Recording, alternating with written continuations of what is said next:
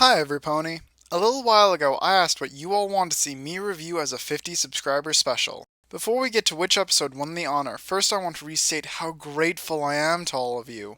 3.5 months of support, comments, and likes have made me want to keep improving. That is why I put my all into this review, and I really hope you all enjoy it.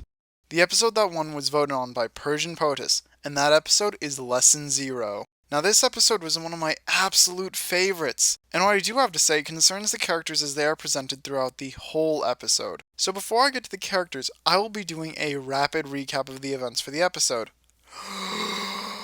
Twilight and Spike walking through town doing a checklist, Twilight flipping out about the wrong problem, triple checking the checklist, realizing the plot, Spike trying to calm Twilight, Twilight proving can't calm Crazy, Twilight hanging out in search of a friend who's suffering, Rarity and the worst possible thing, Rainbow Dash performing a sonic rain nuke while Twilight's therapist, Cutality, Twilight talking to Twilight, the picnic scene, we'll get back to you soon. That face, the Keymark Crusaders don't want the doll. Everyone wants that doll. Plan backfired, talking to Celestia, discussing the moral, writing the letter. Spike gets no love. Okay, now let's start with Spike. Spike is his reliable self throughout this entire episode. This episode does a great job of making him just as reliable and down to earth as he is in any episode that isn't focused around him. He also has the feel of having dealt with Twilight's panic attacks before, and that was necessary to make this episode feel as natural as it did. Twilight's friends, on the other hand, are another story. The picnic scene seems to live in infamy due to the other members of the main six acting like jerks to Twilight. Every pony else ignores Twilight's issues and doesn't take it seriously to the point of laughing at it. Now, here's something I noticed. Rarity was making a new dress, Applejack is doing farm work, Rainbow Dash is busting a building rather than clouds, and Fluttershy is taking care of animals. Most of the main five have been working today, and this picnic seems to have been their chance to relax. Is that enough to justify how they should treat her problem? No, after all, she was still flipping out, and even if they don't care, they should have been willing to help out. Except when you consider Rarity and Pinkie Pie. Rarity's introduced this episode freaking out about a piece of ribbon being missing. Pinkie's generally crazy and random, and one of the show's gags is the rest of the main six not worrying about her panic attacks. The idea that they have trained themselves not to let themselves get wrapped up in what seems like a minor issue seems not only plausible to me, but essential to their sanity. Speaking of sanity, by the way, so what do I think of Crazy Pony Twilight? Well, I'm with the rest of the fandom in the fact that not only do I like the idea of her having a panic attack, I think it feels natural and hilarious. She's completely in character when this happens. However, Twilight makes me say the 5 words I hate to most. Twilight is out of character. Now stop! Don't close the window! Don't unsubscribe! Twilight here is fine. In fact, she gets in character here.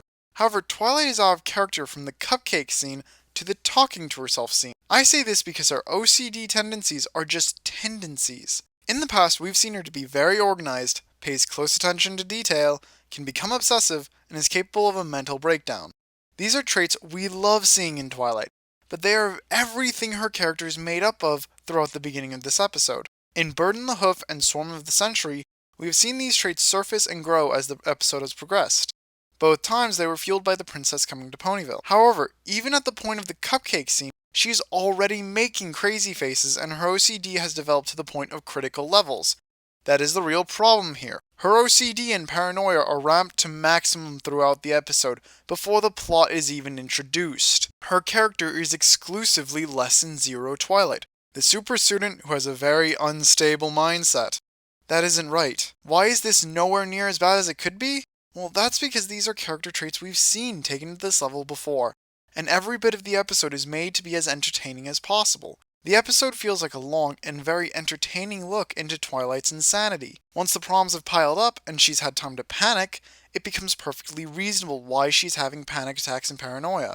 That is why she's in character when talking to herself, but not when she's playing with frosting. Let's discuss the moral. The moral is that you should always take your friends' worries seriously and do everything Spike did this episode. The only problem I have is that they seem to play up what Spike did this episode. The only problem here is that it didn't work. I think that is to let the second moral get through. Let your friends help you get through your issues. Don't blow them off just because they aren't as consumed by the issue as you are. I like both morals, and they do something amazing for the remainder of the series. On top of all the main six sending friendship letters, now it is firmly established that they will care about the others' panic attacks. This widens what the audience can believe members of the main six would help each other with. Let's get to fanboying. The sun is amazing! Even when it isn't ticking, you can see it moving lower, and this attention to detail is beautiful. This is also the first time love magic makes an appearance in the series. Mind control magic the first time, mind control magic the second time. I detect a pattern. Lastly, Spike had carpal tunnel at the beginning of the day, but he writes to Celestia about Twilight and the ending friendship letter. How much pain is he in at this point? One last time. Thank you all so much for 3.5 months of support. So once more, this is Lionspace saying, welcome to the party. This is your singing telegram. I hope it finds you well. You're invited to a party 'cause we think you're really swell. Gummy's turning 1-year-old, so help us celebrate. The cake will be delicious, the festivities first rate. There will be games and dancing, Bob, for Apple's cat or rug. And when the party's over, we'll gather around for a group hug. No need to bring a gift, being there will be enough. Birthdays mean having fun with friends, not getting lots of stuff. It won't be the same without you, so we hope that you say yes. So please, oh please, RSVP and come and be our guest.